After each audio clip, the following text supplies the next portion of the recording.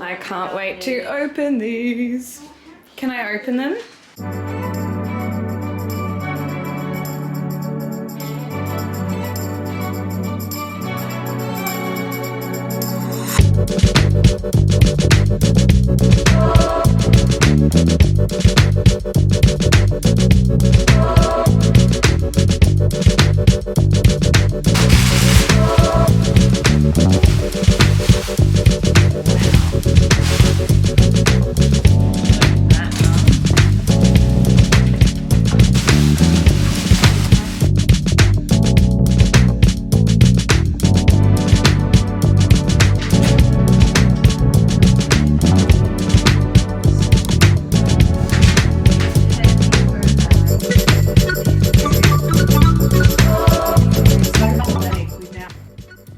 Desk is being picked up. Obviously that's where it was.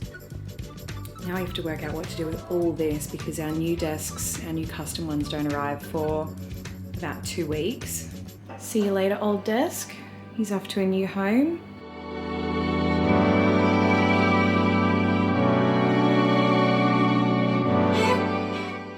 It is pouring down with rain today. It's week 1 of the holidays. We've got a workshop at the studio with former senior soloist with Queensland Ballet, Lisa Edwards. She's a super lovely, really sweet teacher, and I thoroughly enjoyed having her in the studio today. Update on The Office. I am just so in love with our pictures by Vicky Lee. Anyway, the new desk should arrive next week. Week 2 of the holidays, so I won't check in with you again until then, but it's all coming together.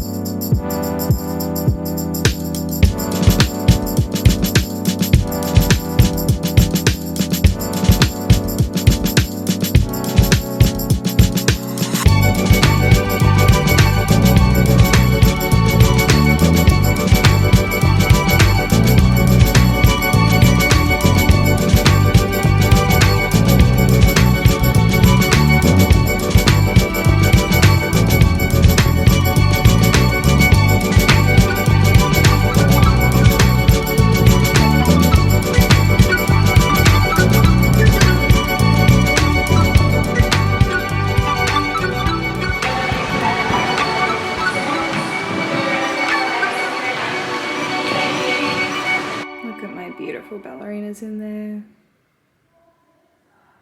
How funny do people look when they're marking an exercise?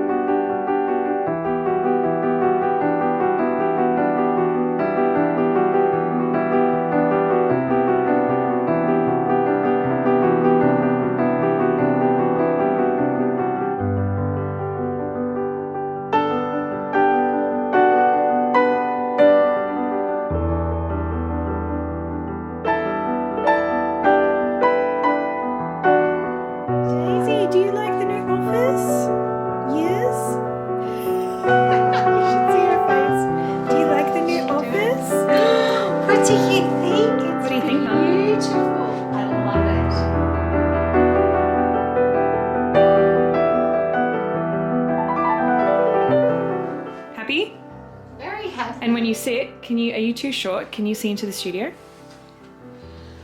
Ugh. I sit up high anyway. Like, can you see?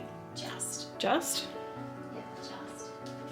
So we've been settled into the new office space now for about a week, and I must say, not only am I feeling very productive working in this beautiful space, but what's always really interesting is whenever we change something at the studio, whether it's new bars or a new lighting fixture or changing the foyer.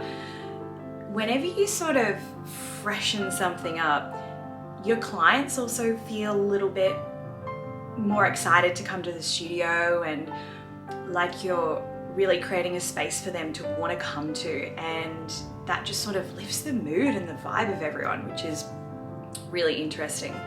So I'm loving, especially our little ones coming in and going, oh my gosh, Miss Georgia, look at those pictures, they're so beautiful. So that's been really lovely. I used to get quite down on myself about our foyer. I used to want to have a really big space, and I wanted rows of seats and areas for parents and siblings to wait, and then I changed my mind not long after having the studio, because one of the benefits of having a small foyer space and someone who's your office manager on that front desk at all times is that we have very few cases, very few, of bullying or just sort of nonsense that goes on. Because what happens is, and I've been privy to this so many times, is say we have some students sitting at the front of the desk here and they're waiting for class to start and they're having a conversation, and perhaps the language they're using might not be that nice. For example, they might use the word hate.